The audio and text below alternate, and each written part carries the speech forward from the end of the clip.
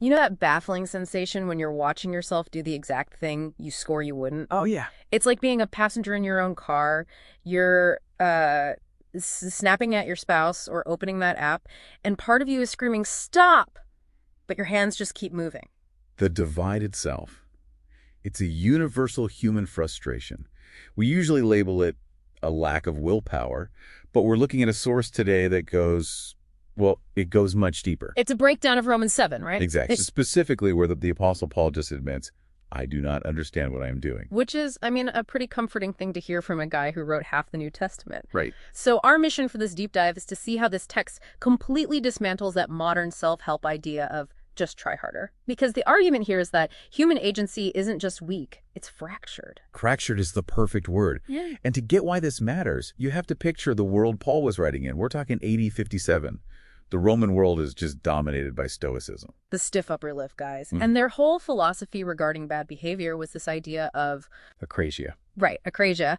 So the Stoic view was that, if you did something wrong, it was just an error in judgment, an education problem. If you knew better, you'd do better. And Paul comes in and says, no, it is not an education problem. It's an occupation problem. An occupation problem. The source points out that Paul describes the will as being sold under sin. He's not talking about a student meeting a teacher. He's describing a hostage situation. Wow, that's a terrifying distinction. It implies there's like a third party involved. There is, and the text calls it sin, but Yeah. not as a verb, as a noun. A hostile power that's basically hijacking the controls. Okay, but this is where people get tripped up, right? I'm glad the source clarifies this, because a lot of people hear this and think, okay, my spirit is good, but my body, my meat suit, is evil.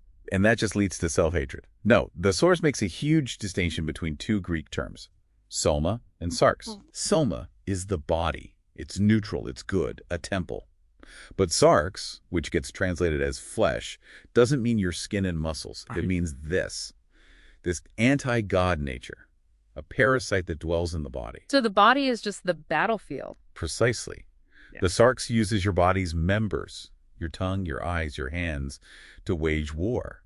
In fact, the source argues for what's called the regenerate view. Which is? Basically that if you were screaming internally while you sin, that's actually a good sign. Wait, how's that a good sign? Because if you were totally surrendered to the flesh, you wouldn't be screaming. You wouldn't care. You wouldn't care at all. Yeah.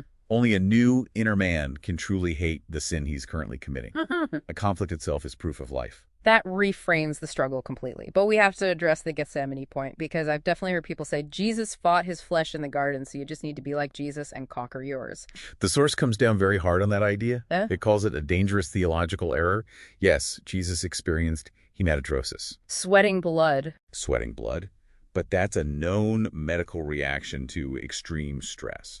It is not proof that he wanted to sin. So he wasn't wrestling with some desire to rebel. No.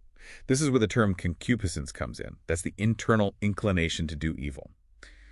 The source argues Jesus had the likeness of sinful flesh, but zero concupiscence. Okay. So in Gethsemane, he wasn't fighting a wicked urge. He was fighting the natural, healthy, even good instinct to survive. Okay, so he was surrendering a good thing, life, for an even better thing, obedience. Whereas when I struggle, I'm usually wanting to do a bad thing. That's the difference. You can't just white-knuckle it by trying to imitate that moment, because unlike him, we do have that internal hijacker. So if willpower is a bust, what's the strategy? The source mentions something about addiction science here, doesn't it? It does. It compares this theology to how the midbrain, your survival center, can just override the cortex, your decision-making center. The strategy it suggests is disidentification. How do you do that in the heat of the moment? Instead of saying, I want this drink, or I want to scream at my kids, the source says, to use Paul's language, it is no longer I who do it, but sin that dwells within me. It sounds a little like passing the buck, but I guess it's really about creating psychological distance. It stops the shame spiral. You identify the parasite. You can't kill the flesh with willpower. You have to starve it and feed the spirit.